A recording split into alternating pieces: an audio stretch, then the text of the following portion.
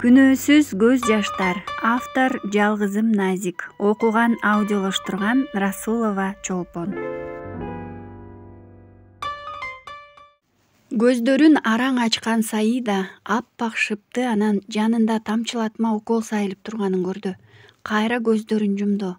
Өлбөгөн экен. Эмир деди бир убакта. Ордунан обдула бергенде кирип келген медайым көрө калып кайра жаткырды. Ханым, сизге мүмкүн эмес. Менин күйөөм деп жатты шашылып. Сиз ысымыңызды эстей аласызбы? Күйөөңүздүн ысымы ким? Саида кайра ойлоно кетти. Эсинен чыгып калдыбы? Туркияга киришкенде башка ысым менен киришкен, бирок ким эле? Жалдырап карап турган кызды медайым тынчтандырып жатты. Ханым, өзүңүзгө толук келсеңиз, баары эсиңизге түшөт. Суранам, тынчтаныңыз. Ошол убакта сырттан башы бинт менен таңылган Эмир кирип келди. Фахрия эсине түштү. Фахрия болчу жаңы ысымы. Бирок Эмирдинчи? Чуркап келип Саиданы кучагына алганда кыз ыйлап жиберди. Эмнеге экенин деле билбейт. Ороопкуп тим эле өпкөсүнө батпай ыйлап жатты. Кыязы экөө тең аман калганына сүйүнүп жатса керек. Палатада кошо жаткан 4 адам. Медайымдар буларды көрүп көздөрүнө жаш алды.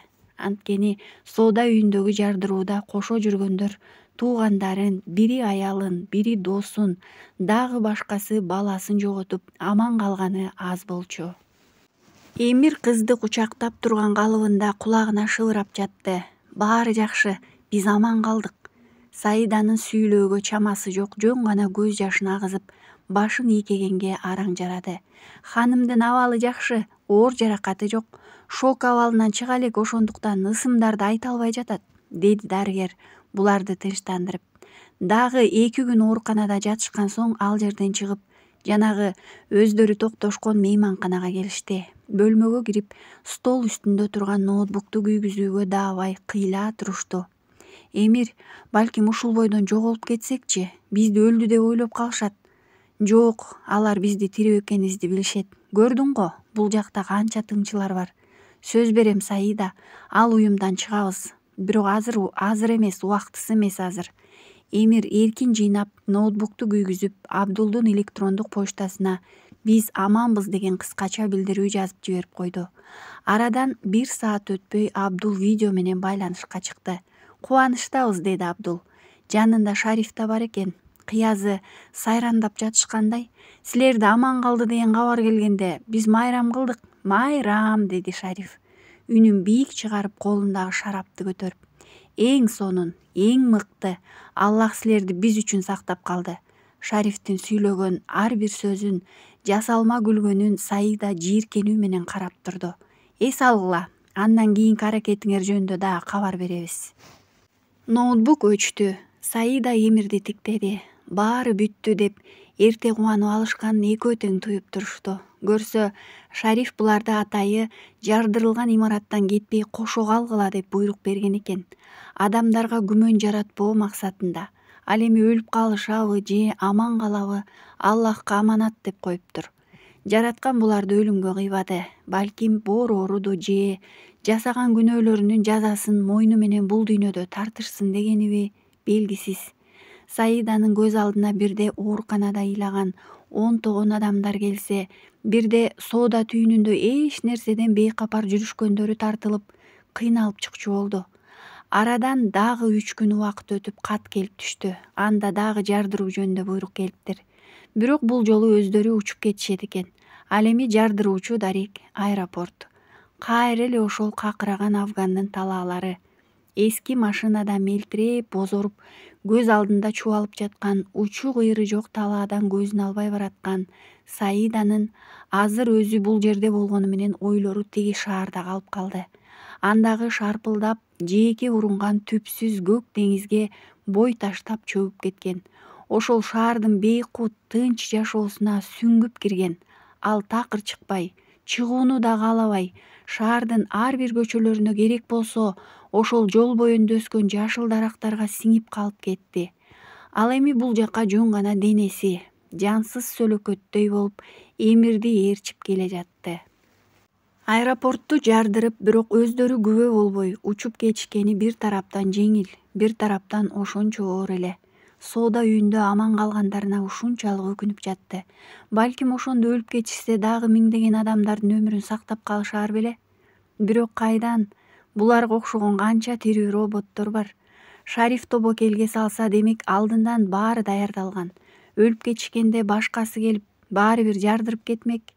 Өздөрү эле күбө болушпадыбы тиги жашыруун лабораторияга? Андайды дагы кеминде 10 болсо керек. Тизилип турган куралдар, жардыруучу заттарды эстеп алып жүрөгү опколжуп кетти. Анын бирөө эле ушунча болсо, ал жерде сан жеткис тизилип турбайбы? Дагы жасап жатышат. О Кудай, жол көрсөтчү деп жалбарып жиберди ичинде. Саида биринчи жолу мындай абалга түшүп калды. Ушуга чейин жасаган иштерин же күнөөлөрүн мынчалык көңүлүнө алып, бирден тизмектеп отуруп анан бушайман болуп өкүнгөн эмес болчу. Эмирди карады, анын да көздөрү чарасыз. Борбордук штабка келип токтогон машинадан түшкөн экөө араң эле баштарын шылкыйтып ичкери киришти. Эмир, Саида, силер улуу парзыңардын бирин аткарып келдиңер. Жана ал ийгиликтүү болду. Аллах жолунда ким согушса, аны Аллах өзү сактайт. Колуна тасписин кармап, адаттагыдай төрдөгү жерге төшөлгөн жумшак мамыктай болгон төшөктө отурган Шариф буларга сүйлөп жатты. Анын бул кейпи ушунчалык жаман көрүнүп турду экөөнө.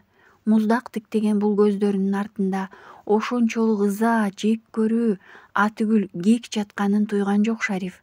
Бир гана кыраакы Абдул Эмирдин көзүндөгү болор болбос жанып турган учкунду байкады. Эмне экенин билбейт, бактылуу же капалуу. Бирок бул учкундар анын жүрөгүнүн ойгонуп баратканынан кабар берерин анык билет болчу. Мындай жанган көздөрдүн далайына күбө болуп, далайын тазалап келген го. Анын Эмирден көзүн албай абдан берилип тиктеп турганын Саида көз кырында да сезди. Ушул азыр колунан келсе Эмирге эскертмек. Кандай үйрөтсө да баары бир Эмир контролду жоготуп алган сыяктуу. Эс алгыла деген Шариф Саиданын Абдулдун Эмирди үзбөй тиктеп өз ойлору менен алпурушуп жаткан кармашын токтотту. Биринчи Саида, андан соң Эмир чыкты. Эми эреже боюнча экөө тең текшерүүдөн өткүчөктү көрүшө алышпайт. Саида кандай болбосун Эмирди эскертүү керек. Абдул ушул бойдон калып кетпеси анык. Сөздөрүнөн чаташтырып, жатып илип албасын деп күйпөлөктөп кетти. Анткени булардын мыйзамын ушундай. Мындай тапшырмага барып келгенден кийин жүрөктөрү ойгонуп баштаганы көп болгон. Текшерүү убагында же башка жолу менен болсо да аныктап алышат. Саидага болуп өткөн окуялар катуу таасир этип, Туркияда өзүн жоготуп коюп жатканы менен Афганистанга келип, айрыкча Шарифти көргөндө муп-муздак болуп туруп берди. Кантсе да эмоцияны ичке сактоону өтө жогорку деңгээлде өздөштүргөн да, ал эми Эмир бул жаатта тажрыйбасыз экени билинип калды. Болушунча өзүн ичке тартып турса да, көздөрү менен билдирип койду. Түн бир окум, мышыктай болуп добуш чыгарбай, ийкемдүү кыймылдаган Саида бутунун учу менен Эмир уктап жаткан бөлмөгө баш пакты. Эмир, жаңы гана көз илинип бараткан Эмир бул үндү түшүндө угуп жатам деп ойлоп ан сайын көшүлүп баратты. Эми жанагыдан үнүн бир аз катуу чыгарган Саида Эмирди түрттү. Көздөрү умаштай ачылып, бери оодарыла маңдайында турган кызга курал такады. Ох, сенби деген Эмир куралын акырын кайра жаздыктын алдына ыргытты. Эмир ук мени жакшылап. Абдулду сен көрдүңбү жана? Ооба, эмне болуптур? Өзүм да ошентип ойлогом. Сени эч нерсени байкабады деп. Эмнени, деди Эмир таң кала. Абдул сенден шек санап жатат. Кантип? Ишен мага. Анын бул карашы мага тааныш. Далай кыздарды ушинтип карап алып, текшерүүдөн ары жок кылып ийчү. Сенин көздөрүңдү окуп койду ал. Сен дагы эле эмоцияңды ичке бекиткенди өздөштүрө элексиң. Ошондуктан шек алды. Эртең текшерүү башталганда болушунча өзүңдү муздак карма. Ал өзү бөлмөсүнө чакырып күтүүсүз эле жерден көзүнчө бир нерсени, мисалы коён же күчүккө окшогонду муздап салат. Сенден реакция күтөт. Өзүңдү муздак карма. Бул мен билгендин чекеси, дагы эмнелерди жасап жиберет белгисиз. Андыктан сак бол. Мен кеттим, убакыттар. Аман чыксак текшерүүдөн көрүшөрбүз. Саида, деди Эмир акырын чыгып бараткан кызды токтотуп. Сага рахмат. Мен сөз берем, биз бул жактан кетебиз. Сак бол деген кыз кандай күтүүсүз пайда болсо, ошондой кайра жок болду. Эмир эмне кылаарын билбей отура кетти. Чынында Саидадай эрк өзүндө жок экенин эми ынанып отурат.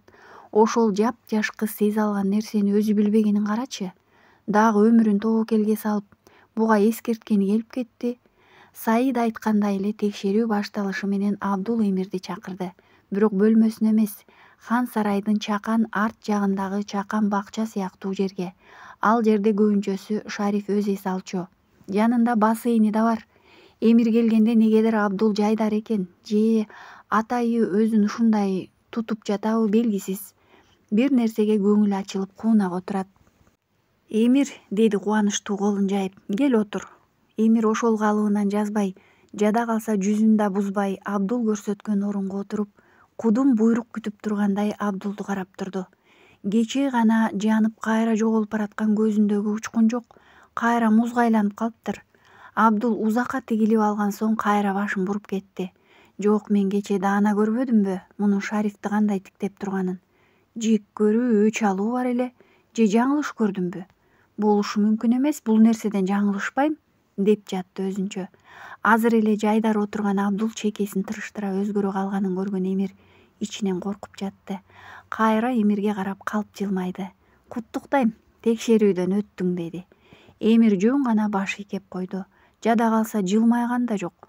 Бул ого өтөр Абдулдун кыжырына тийди. Эки колун ушалап отурду Абдул. Маңдайында өзүнөн көзүн албай Эмир отурат. Бир убакта суусундук менен жүзүм көтөрүп бир кыз келди. «Эмнеге кеч?» «Мен» деген кыз Абдулдун карашынан коркуп мукактана сөзүн андан ары улай албай калды. «Эмнеге кеч алып келдиң?» Эми Абдул кыйкырып жиберди. Кыздын тоголок көздөрү жашка толуп, ан сайын бүжүрөп сөз айта албайт. «Атып сал!» Абдул Эмирге карады. Азыр ойлонууга убакыт жок эле. 1 мүнөт өткөрүп жиберсе эле болду. Өзүнүн башы кетери бышык. Көз ирмемчилиги убакыт. Эмир көзүн дермебей туруп жаш кызды так маңдайга атып салды. Артындагы сууга кулап бараткан кыздын көздөрү Эмирге кадалган боюнча кетти. Ал каректерде сурануу, үмүт, ошол эле учурда жек көрүү да жаткан. Туп-тунук болуп суу толгон бассейн кыпкызыл канга жайылып, ортодо кыздын жансыз денеси калкып турду. Абдул ошол менен эле калбастан Эмирдин андан кийинки реакциясында байкап экөө кошо ошол жерде кыз алып келген суусундуктан ичип жүзүм жеп отурушту. 1 сааттан ашык убакыт өткөн соң гана Эмирге уруксаат берип кетирип жиберди. Абдул жаңылыпмын деди ичинде. Эмирден ашыкча нерсе байкабады. Буйрукту гана аткарган робот. Ордунан туруп бери бурулган Эмир канчалык көзүн ала качса да суунун ортосунда жаткан кызга көзү кетип калды. Өзүң сактоо үчүн бир күнөөсүз өмүрдү кыйды. Ташпоор, мерез адам экенсиң. Жок, адам дегенге ылайыктуу да эмессиң. Сендейлерди 2 буттуу айбан дейт Эмир, деп жатты. Дилиндеги чарасыз калгандан боздогон алсыз үн. Бөлмөгө кирип эле көзүнөн жаш кулап түштү. Ооба, сыноо болоорун билген, бирок мынчалыгын күтпөгөн. Даярданбаган эле. Артынан кирген Саида Эмирди кучактап алды.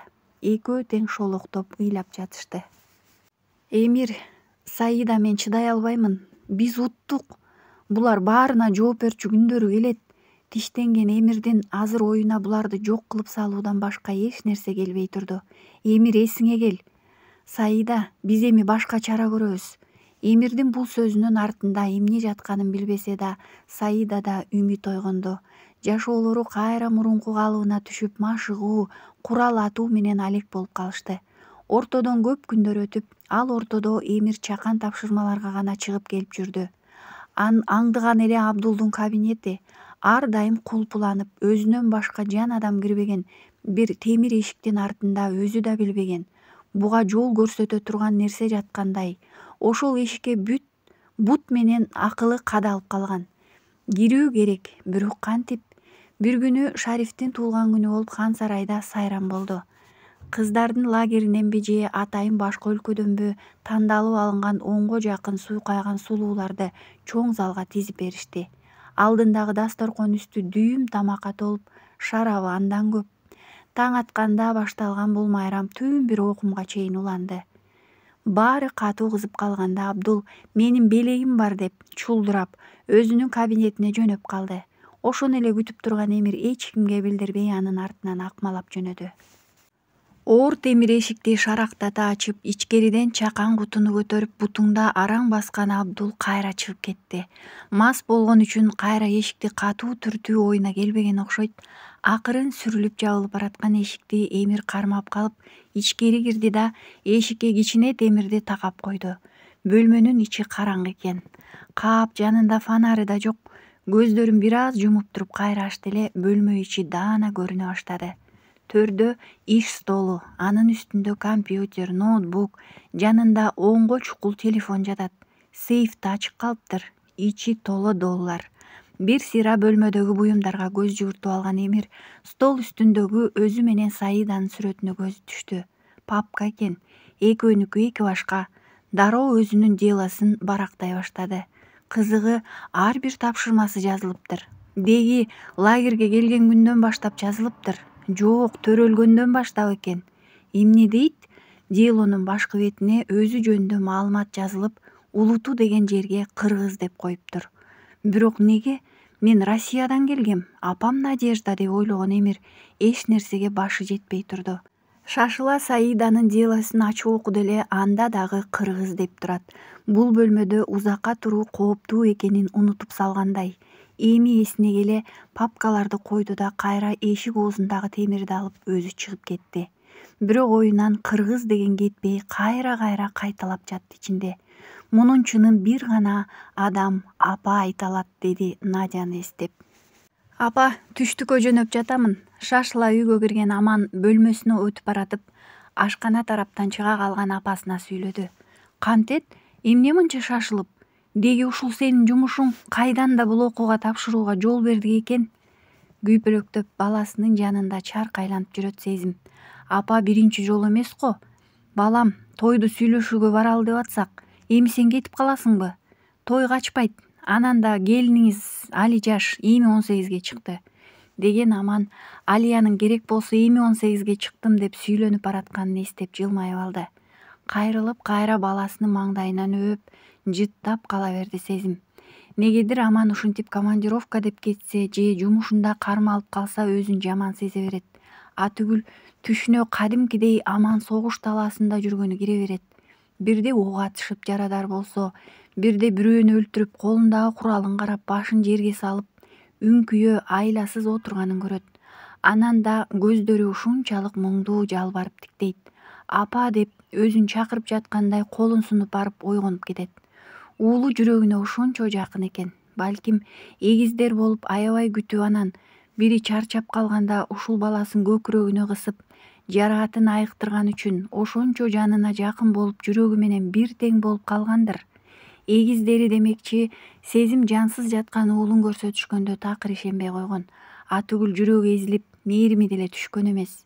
Өзүнүн эмес, кудум бирөөнүн баласын карап тургандай тигилип тура берген. Жада калса, колуна карматкан ДНК тест да мунун күмөнүн жууп кое албаган. Акыркы жолу операцияга алып жатышканда курсагы бир обдулуп, эки баласы тең кыймылдап, экөөнү тең сезген болчу. Анан кантип эле өлүү төрөлдү. Өзү бир жакшы толготуп, өзүм төрөйм деп аракет кылып жаткан, баары жакшы болчу. Бирок негедир башкы дарыгер келип операцияга алабыз, төрөй албайсың деп алып салышпадыбы? Жаш экен көрсө, эч нерсени түшүнбөгөн мигрант кыз, өмүрүн коркунучта десе, ансыз да толгоонун азабына чыдай албай жатканда макул болгондон башка чара көрбөгөн экен да. Болбосо азыркы акылы болгондо, жок дегенде күйөөм катышсын операцияга демек. Эх, деп алды улутуна. Амандардын бөлүмүнө түштүктөн маалымат келип түштү. Анда Сириядан аман качып келген кыргыз жараны жөнүндө болчу. Ал адам көп жылдар дайынсыз кетип, издөө жарыяланып, акыры үй бүлөсү да үмүтүн үзүп салганда минтип пайда болду. Болгондо да жарадар, абалы оор, оорукананын жандандыруу бөлүмүндө. Жалал Абад шаарынын тургуну айдоочу болуп иштеп жүрүп эле дин жолуна түшүп, намаз окуп, андан дааватка чыгып, тез убакыттын ичинде молдо болуп кеткен. Анын ушунчалык бат өзгөргөнүнө баары таң калышса, жашоо шарты жакшырып баратканы андан өтүп таң калыштуу болгон.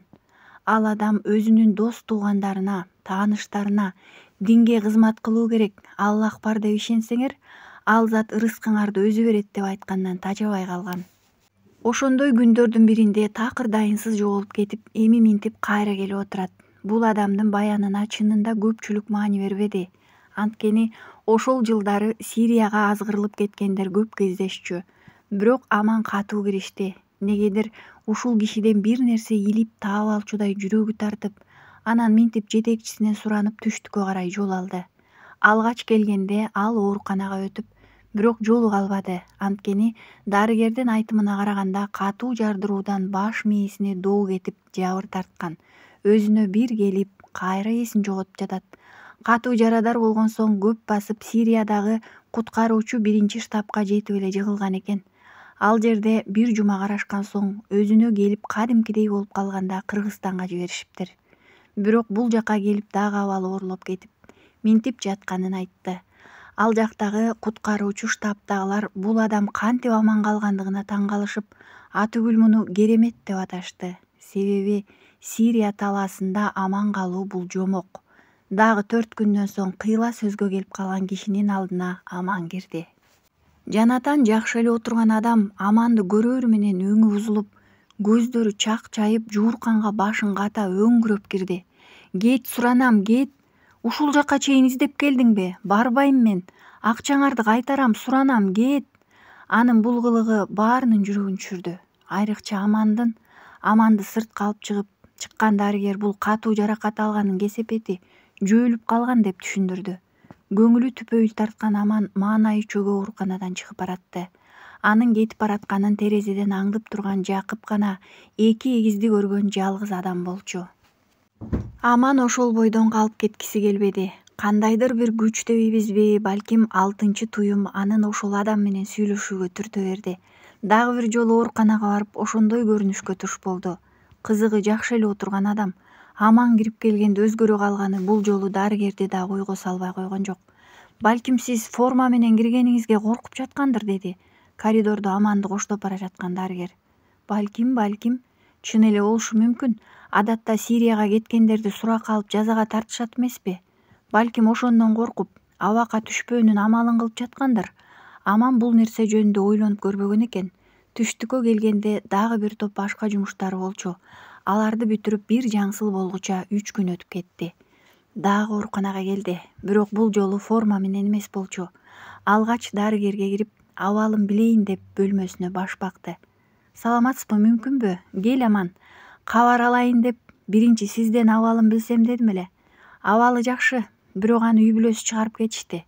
Сенден кийин да шаардагы милиция бөлүмүнөн келип сүйлөшүп кетишти. Алар менен жакшы сүйлөшкөндөй эле болду. Анан үй бүлөсү сотко чейин өзүбүз жоопкерчилигин алабыз деп чыгарып кетишти. Макул, үйүнө дагы өтөмүн. Аман, деди врач, ордунан козголуп кетүүгө камырып жаткан жигитти токтотуп. Барбай эле койсоңчу. Сүйлөшүүм керек, көңүлүм тынч алуу үчүн. Кызыл кыштан бийик болуп салынган үйдүн алдына келип коңгуроону басты. Дарбазаны ачкан жаш кыз Аманды тиктеп алып унчукпай ичкери кирип кетти да апасын чакырып чыкты. Саламатсызбы эже?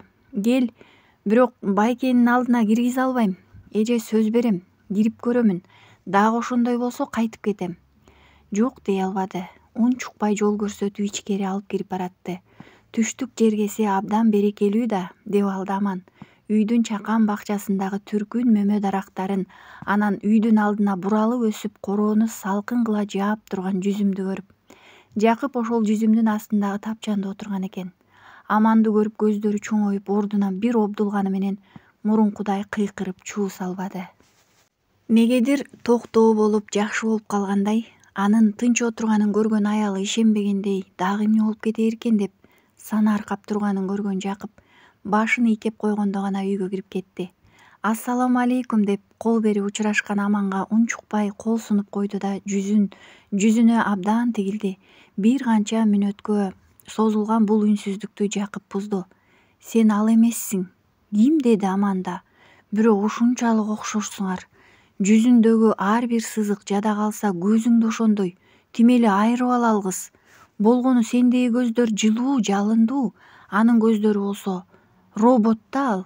Жакып Аманга сүйлөп жатабы же өзү менен өзү сүйлөшүп жатабы белгисиз. Бир чекитти тиктеп отурган калыбында сүйлөй берди. Ушул көздөрдү көрүп анан мен айырмаландым. Мынаны көрдүңбү? Деди үстүндөгү майкасынын майкасын чечип далысындагы тырыктарды көргөзүп. Муну ошол жасаган, мени кескилеп жазалайт, мындан рахат алат окшойт десең, анда сезим деген нерсе жашабайт. Темир адам көкүрөгүндө жүрөгү бар экенине деле күмөн кылам, деген Жакып жашып кетип үнү каргылданып чыгып жатты. Чын эле денесиндеги тактарга караганда азаптын, кыйноонун эң оорун көргөндөй. Ысымы ким? Деди Аман, бир убакта бышактап болуп кайра мелтире отурган Жакыпты тиктеп. Алардын ысымы болбойт. Дүйнөдө окшош адамдар көп, бирок мынчалык эмес. Бир окшошсо эгиздер гана ушунчалык окшош болушу мүмкүн. Алдачан да кездешет. Жакыптын ушул азыр сүйлөп жатканын уккан адам муну мээсине доо кетип жабыркаган деген түшүнүккө түк ишенбейт болчу. Анткени соп-соо адамдай сүйлөп, атүгүл ойлонуп жатпайбы? Сириядан кезиктирдиңизби? Афган талааларынан. Сиз Афганистанга эмнеге бардыңыз? Тиктеп турган чекиттен көзүн алып бери караган Жакып бир убакта каткырып күлө баштады. Кайра сенби? Көзүмө көрүнүп жатасың го, байке? Ан сайын күлгөнү катуулап, бир убакта уулу буңшу ыйлай баштаганда үйдөн аялы менен балдары топурап чыгышып айланчыктап, бири бетине суу чачып, бири дарысын салып ызы-чуу түшүп жатып калышты. Ушунун баарын эс абалга түшүп карап отурган Аманды аялы үйдөн түртүп чыгарып салды. Мен сизге айткам, кереги жок деп. Болду, сөзүңүзгө туруңуз, башка келбеңиз деген аял маңдайына дарбазасын жаап койду. Эгиздер болушуңар мүмкүн дейби? Дей ким жөнүндө айтып жатат? Афган талаасында мага куюп койгондой окшош бирөө бар окшойт. Эгиздер? Менин эгиздин бири экенимди кайдан билет? Же жөн эле дал келүүбү? Аман башындагы бул сыяктуу баш аягы жок чырмалышкан суроолоруна жоопту бул адам менен сүйлөшкөндө аламын дегени таш каап, жооп алмак турсун эки эсе чиеленишип кетти го. Ошол экөөнүн жолугушуусунан кийин дагы абалы начарлап ооруканага жеткирилиптир. Бирок бул жолу психикалык оорулуулар жатчу ооруканага жатыптыр. Аны уккан Аман бул кишиден өңдүү жооп ала албасына, эми пайдасы жок экенине көзү жетип борборго кайтып кетти. Ооба, Жакып адашып Сирияга барып калган. Динге кызмат кыласыңар дешсе, чоң үмүт менен кеткен ал согуш талаасына туш келип нес болгон. Ал жерден качам деп колго түшкөн болчу. Анан муну Афганистанга кул кылып сатып жиберишкен эле. Текшерүүдөн өткөргөн шариф органдарын сатамын деп кармап иштетип жүргөндө Эмирди көргөн. 2-3 жолу качып кетип, Эмир сүйрөп таап келген болчу. Ошондо кожоюндарынын буйругу менен тигинтип кыйнаган эле да. Операцияга органдарын алабыз деп баратышканда талаада кол салуу болуп жардыруудан аман калып минтип качып келбедиби? Биринчи жолу Аманды көргөндө чын эле Эмир деп ойлогон. Кийин гана көздөрүн көрүп башка, таптакыр башка экенин түшүндү. Бирок экөөнүн байланышы бар экенин туюп турду. Балким эгиздер деп ойлоду. Дагы алдыдагы толгон сурактардан, башын ооруткан суроолордон качып, өзүн жиндиликке салды да психикалык жабыркагандардын ооруканасына жатып алды. Так ушул учурда 1000 чакырым алыста өзүнүн түгөйү Эмир да кыргыз деген улут жөнүндө маалымат чогултууну баштаган эле. Муну да башында кудум ошондой жоопсуз суроолор жайнап кеткен. Саида, деди бир күнү кыздын жанына машыгуудан кийин дем алып отуруп. Сен кыргыз деген улутту уккансыңбы? Кыргыз? Деген Саида кашын көтөрүп Эмирге карады. Ооба, уккамын. Кайдан? Биздин уюмдун ал мамлекетте да мүчөлөрү бар. Лагерге кыргыз кыздар, аялдар да келчү. Ошолор аркылуу билем. Мамлекеттечи? Ооба, Кыргызстан деген мамлекет. Ал жакта согуш жокпу? Билбеймин, деген кыз иинин кушуруп койду. Сага эмнеге керек болду? Деди кайра бир азга үнсүз отурган соң. Саида, мен кыргыз экенмин. Койчу.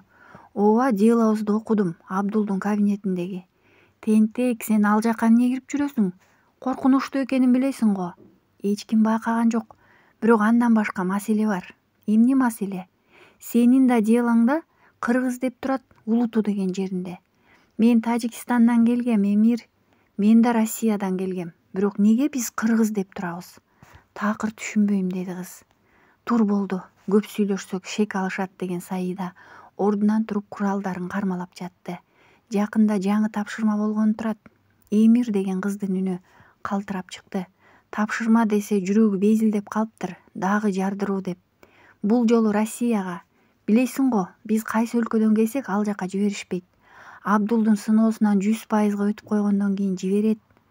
Экөө машыгуудан кийинки куралдарды арчып жатып акырын сүйлөшүп жатышты. Анан эмне болот Эмир? Макул, Россияга бардык. Менин апама жолугабыз. Ошол гана билет бул чындыкты. Бул табышмактын жообун. Анын көзүн тазалап салышпаганын кайдан билесиң? Ишенем, ал мени күтүп жатат. Дареги эсимде. Аман Саиданы тиктеп, болор болбос жылмайып койду. Анын бул абалын, көзүндөгү жылт эткен бир учкунду көргөн кызда дагы үмүт пайда болду. Бул лагерден каргыш тийген бозоргон талаадан, көк түтүнү кетпей чаң асманга көтөрүлө капкара туман каптаган Сирия талаасынан кетүүгө үмүт пайда болду. Эми мына жалп эте өчүп калаарда кайра тутанып кетти. Тагдыр кээде ушунчалык ташбоор болуп кетет. Акыйкатсыздык кылып жиберген учурларында ушинтип күнөөлөйбүз. Тагдыр ташбоор деп. Ананчы канча деген күнөөсү ат көтөргүс адамдар жыргал жашоодо жашап, күнөөсүздөр алардын жыргал жашоосунун күнүн төлөп жүрүшөт.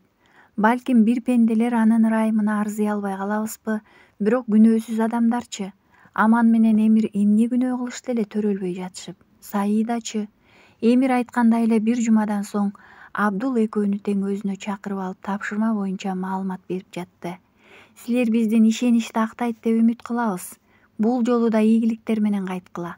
Ал эми качан жана кандай жол менен барасыңар, аны жигиттер дагы айтышат. Бул жолу Россияга киресиңер. Россия эң күчтүү жана чоң мамлекет. Абдул атайы сүйлөп жатып дагы бир жолу Эмирди карап турду. Эч кандай өзгөрүү жок. Муздак көз караш.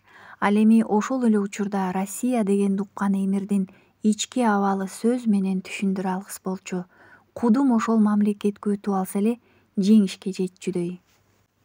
Туркиядагы бир нерче жолку жардыруу шаар тургундарынын абалын начарлатып жиберди. Элдери аза күтүп, кара кийинип, бири-биринен шек санап, атүгүл көчөдө калган сумка же жалгыз куту көрсө күмөн санап айланып өтүшө турган болуп калды.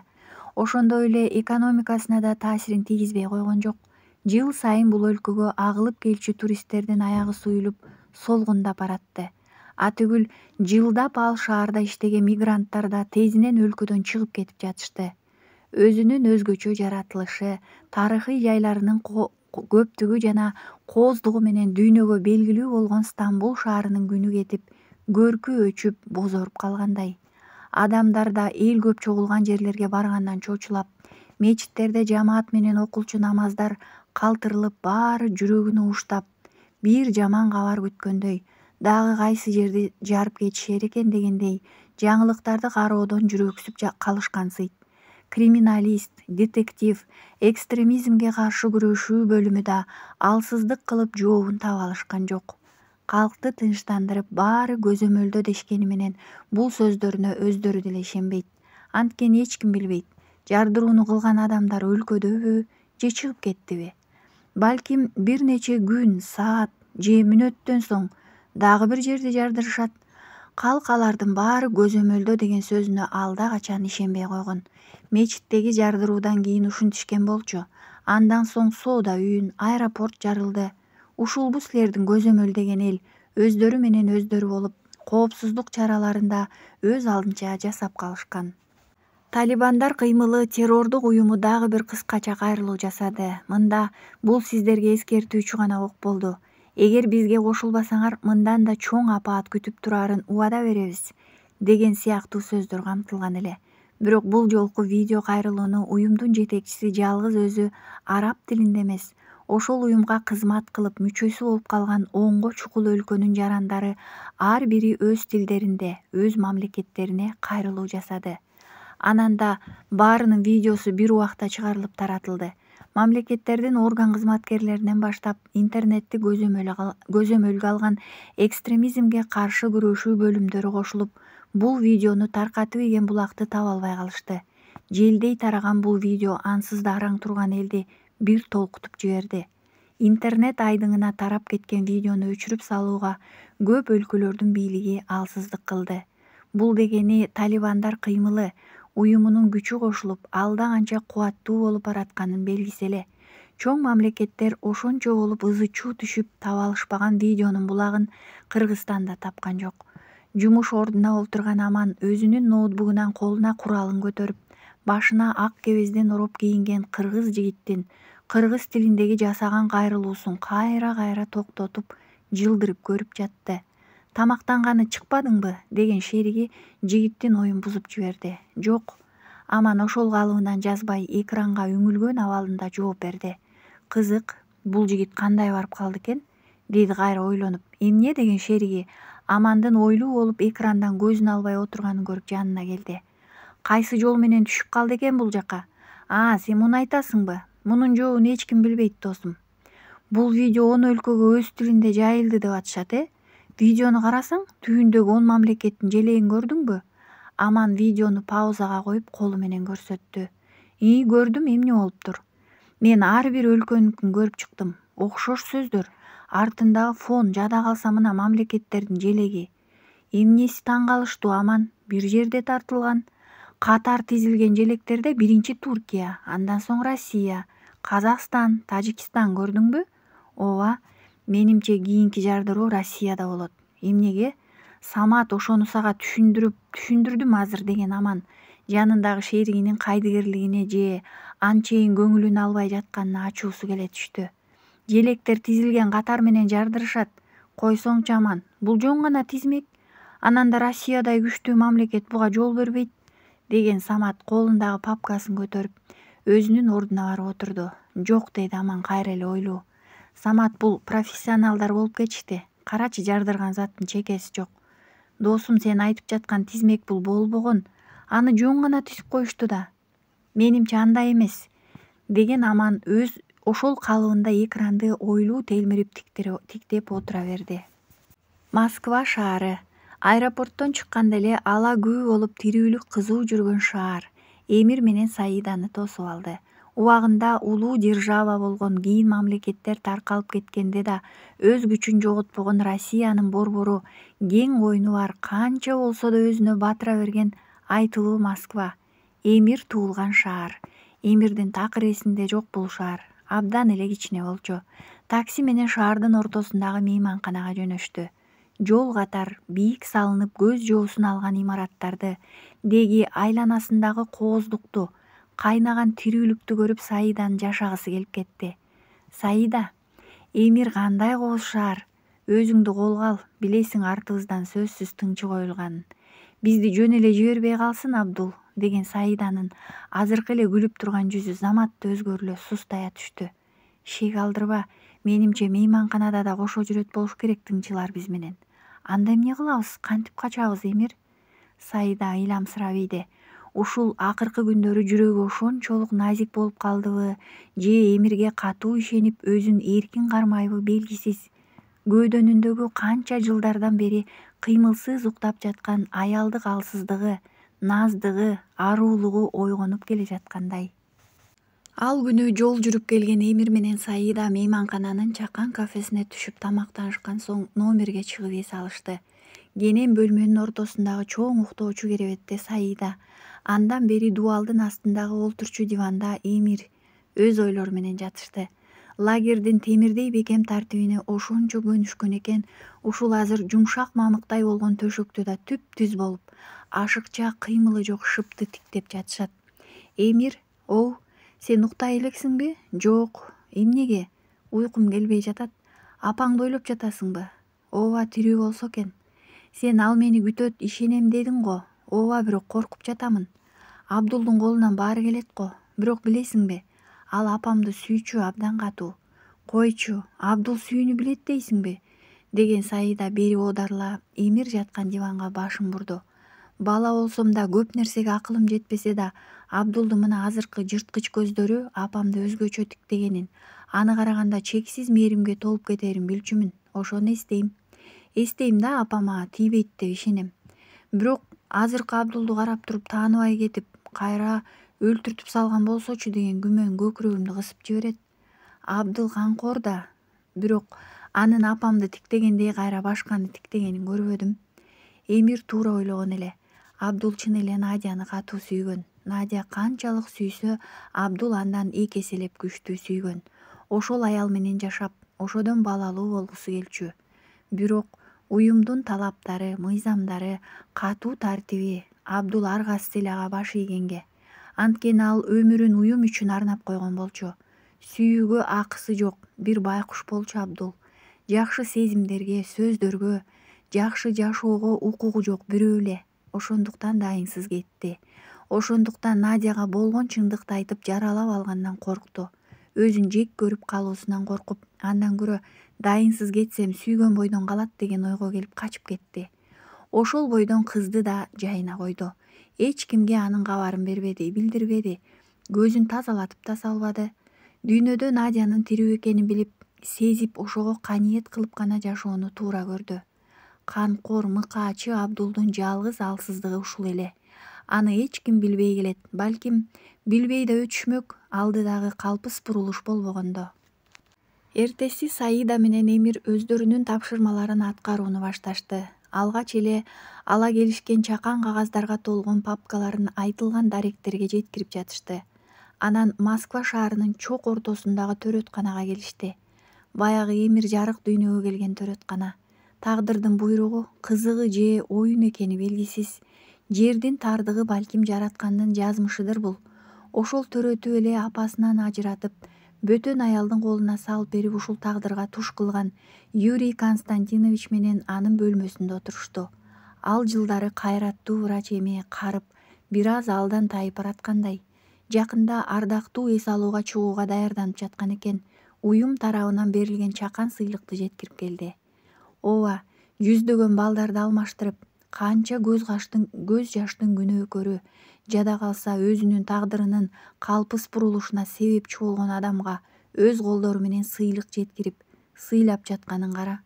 Бул дегени мына жалган дүйнөнүн адилетсиздиги, тегиз эместиги, ташпоордугу белем. Кеч киргенде мейманканага кайткан экөөнү артынан аңдыган адамдар телефон аркылуу Абдулга маалымат берип жүрүштү. Ашыкча эч кандай шек, күмөн деле жок. Экөө тең унчугушпай өз иштерин бүтүрүп жүрүшөт. Неге булардын артынан убара кылып мени салды деп сүйлөнүп алган тыңчы алар мейманканага кирип кеткен соң өзү да ошол мейманканадагы өзүнүн номерине жөнөдү. Атайы Эмирлердин кабатынан алган эле, дайым карап турайын деп. Бул күнү экөө катуу чарчашкан окшойт. Кечки тамакты номерге алдыртышты. Чакан столду дүйүм тамакка толтуруп, кирип кеткен мейманкананы тейлөөчү кыздын артынан дагы бир жигит ичимдик көтөрүп кирди. Эмирлердин артынан аңдууга түшкөн жигит күзөтүп карап отуруп, өздөрүнчө жыргайлы деген го деп күлүп койду. Бир аз убакыт өтөй жанагы кыз менен жигит кайра чыгып баратышып, эшиктин туткасына «Не беспокоить» деген жазууну илип коюшту да, чакан тамак ташыган столду сүйрөп жөнөп кетишти. Кыз менен бала узун коридор менен баратып бурула бергенде сүйрөп бараткан столдун үстүндөгү ак үлбүрөгөн жамынчыгы серпиле учуп астындагы кара сумка Хайдардын көзүнө көрүндү. Бир саамга ойлоно түшүп кайра шашыла алардын артынан баратты. Качан гана экөө сүйлөшө күлүп мейманкананын астыңкы кабатына түшүп, өз иштери менен алек болуп жүргүчө көз албады. Тиги сумкада эмне бар деген ой мээсине айланып, акыры жигит ачып ичиндеги сүлгү шейшептерди алып жатканда өх дей салды. Артына бурулуп, өзүнүн номерин өтүп келе жатып, Эмирлердин эшигин карап өттү. Баары жайында деп алды да өзү да уйкуга кетти. Бул убакта Эмир менен Саида мейманкананын арт тарабына атайы чакыртылган такси менен Москванын көчөлөрүн аралап зымырап бараткан болчу. Эмирдин жанында салып жүргөн сүрөтү эскирип, үзүлөйүн деп, жазуулар окулбай жатса да андагы дарек мээсинде сакталган болчу. Түн ортосунан ооп гана ошол айылга кирип барышты. Көчөнүн башынан эле таксиден түшкөн экөө андан ары жөө келе жатышты. Айыл өзгөрдүбү же ошол бойдон калганбы Эмирге түшүнүксүз. Анткени эсинде жок. Канчалык аракет кылганы менен мээсиндеги элес пулас эскерүүлөр да жоголуп кеткендей. Бир гана баягы апасы экөө бактылуу жашаган үй гана эсинде. Дарбазасы жок жыгачтан тосулган коргон болчу. Эмир бала кезинде ошол үйдү айлантып тосулган кашаны апасы экөө ар түркүм боекторго күн желе кылып боеп чыгышкан. Мына үй жетти. Эскирип кетиптир. Каша да эскирген. Үй караңгы болуп, тирүүлүктүн бир белгиси көрүнбөйт. Кантип эле жок болсочу, анда кантем. Кайдан табамын? Апам күтөм деген. Кетпейт, жок. Коркконунан бир заматта мээсин аралап өткөн бул үйдүн алды жагындагы күйүп турган жарыкты көргөндө чачылып кетти. Дал Эмир жатчу бөлмөнүн жарыгы күйүп туруптур. Эмир чуркап баратты. Ушул мүнөттөн кийинки аракетине өзү да жооп бере албайт эле. Жүрөгү кынынан чыгып кете дүкүлдөп согуп, эшик алдына жетти да такылдатып баштады.